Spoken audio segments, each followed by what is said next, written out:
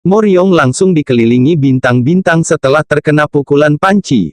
Sementara setelah berhasil memukul orang yang dianggapnya penyusup, Yuhi terjatuh pingsan. Saat terbangun, Yohi sudah berada di tempat tidur rumah sakit.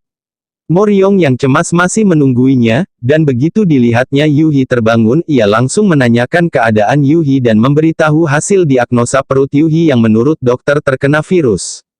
Yuhi mencoba bangun dan hendak turun dari tempat tidur, namun dicegah oleh Moryong. Yuhi terlihat marah pada Moryong dan memintanya untuk pergi dan tidak lagi datang ke apartemennya. Moryong meminta maaf, dan ia meyakinkan hal itu tidak terjadi lagi, tapi melihat Yuhi tetap memecatnya, ia lalu berkata, "Baiklah, setidaknya izinkan aku menemanimu sampai kau keluar dari sini." Yuhi tidak menjawab, ia berusaha bangun dan mencopot infusnya lagi berkali-kali tetapi selalu dihalangi Moryong yang menyangka Yuhi ingin segera keluar dari rumah sakit. Padahal sebenarnya Yuhi pingin muntah, dan karena selalu dihalangi ia pun muntah di badannya Moryong. Karena seluruh pakaiannya kotor, Moryong terpaksa pulang dan seperti 2 malam sebelumnya ia tidur di ruang tamu. Seluruh penghuni rumah sudah tidur saat Moryong datang, jadi pada saat calon adik iparnya, Mi Gyung, yang terbangun tengah malam tersandung badan Moryong, ia menyangka itu seorang pencuri. Moryong otomatis terbangun, sementara Mi Gyung pun otomatis memukulnya sambil terus berteriak "PENCURIII". Alhasil seluruh rumah terbangun, dan sebelum lampu menyala ibu Moryong terlalu bersemangat lari keluar kamar dan lagi-lagi Moryong pun tertabrak dan tertimpa badan ibunya. Setelah keadaan sudah terang karena lampu dinyalakan, giliran Moryong yang panik melihat darah mengucur dari hidungnya, "Siapa yang memukul hidungku?" ucap Moryon. Semua orang, terutama Mi Gyung diam memalingkan wajah pura-pura tidak bersalah. Esoknya Yuhi pulang ke rumahnya, di meja makan tersedia makanan dengan sebuah pesan dari Moryong. "Aku tahu mungkin aku tidak boleh datang lagi, tapi aku menyiapkan bubur untukmu. Kau tahu cara memanaskannya bukan? Jika tidak, telepon aku." Yuhi meremas kertas pesan itu, lalu mulai membuang bubur di mangkok. Tapi kemudian perutnya berbunyi. Di kantor, sekretaris Yuhi sedang santai, ia baru saja memakai kuteksnya saat Pak Li mengagetkannya soal kedatangan Yuhi. Sebenarnya Pak Li membohonginya, tapi ia panik dan tidak sengaja menumpahkan kuteknya di atas sebuah buku. "Siapa yang belum jadi perawan tua tapi selalu histeris?" tanya Pak Li. "Ma Yuhi," jawab sekretaris. Mereka berdua tertawa sepakat. Tidak berapa lama datang Yuhi, ia langsung menengadahkan tangannya ke arah sekretarisnya. Sekretarisnya panik menyembunyikan tangan dan menjawab, "Aku tidak memakai kuteks di kantor kok, sungguh."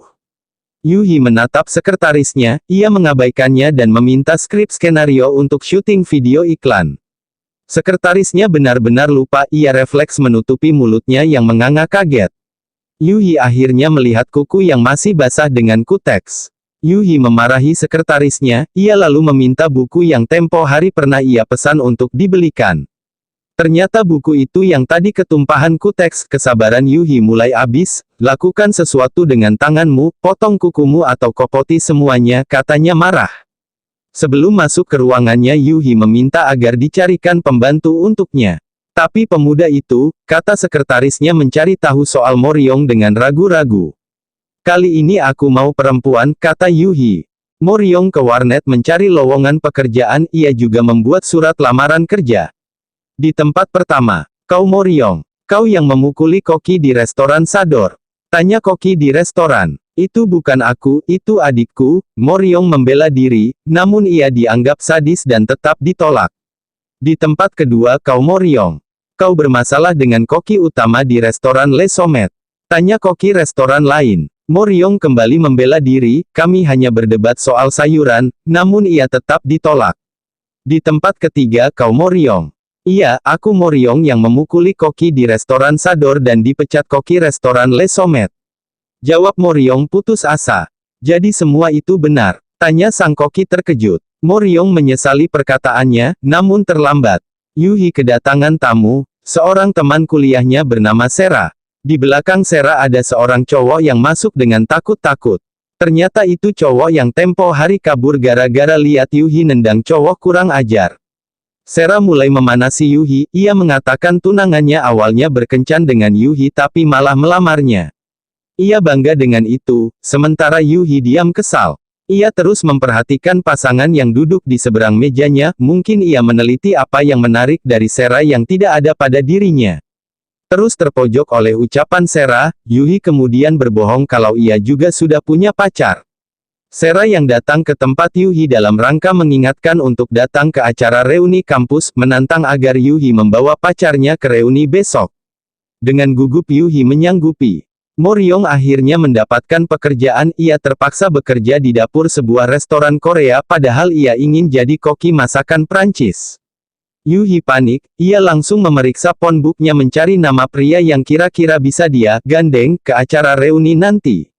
Ada dua pilihan yaitu Johnny Kruger dan Moryong. Karena ia agak sungkan dengan Johnny, ia pun menelpon Moryong. Moryong berbohong pada Yuhi kalau ia sedang flu dan dirawat di rumah sakit, terpaksa Yuhi harus menemui Johnny. Setelah menutup telepon dari Yuhi, ponsel Moryong kembali berbunyi, kali ini dari Seungmi yang mengatakan Johnny bersedia menemuinya nanti malam. Saat akan menemui Johnny, masih di luar gedung, Yuhi sekilas melihat Moryong yang katanya lagi di rumah sakit. Moryong pun menyadari kehadiran Yuhi, dan mereka pun mulai kucing-kucingan. Moryong tikusnya dan Yuhi kucingnya. Karena tetap tidak menemukan Moryong, Yuhi akhirnya masuk dan menunggu Johnny sambil duduk-duduk di salah satu meja restoran. Sementara itu Moryong datang, ia langsung meminta dipanggilkan Seungmi kepada pelayan di sana. Ia sempat melihat Yuhi, Moryong pun menunggu Seungmi dari balik partisi kaca. Seungmi keluar mendatanginya Yuhi dan memintanya menunggu Johnny, kemudian dia hendak menemui Moryong. Moryong melambaikan tangannya pada Seungmi, naas saat itu Yuhi sedang melihat ke arahnya. Moryong pun kabur. Kasihan Seungmi yang mendapatkan alasan Moryong tiba-tiba harus kembali ke tempat kerjanya. Kembali ke Yuhi, ternyata besok malam Johnny ada pekerjaan yang tidak bisa ditinggal, jadi ia tidak bisa memenuhi undangan Yuhi. Saat Johnny bertanya apa kedatangannya sangat penting buat Yuhi, Yuhi yang malu berkilah menjawab tidak, ia butuh Johnny untuk menyiapkan beberapa hidangan. Johnny lalu mengatakan agar Yuhi lain kali jangan sungkan jika memang butuh bantuannya. Suara bunyi ponselnya membangunkan Yuhi yang sudah lelap tidur, ia langsung duduk tegak saat Sera memberitahunya bahwa Yu Jon-ha cinta pertamanya, sedang di Korea dan akan datang ke acara reuni bersama tunangannya.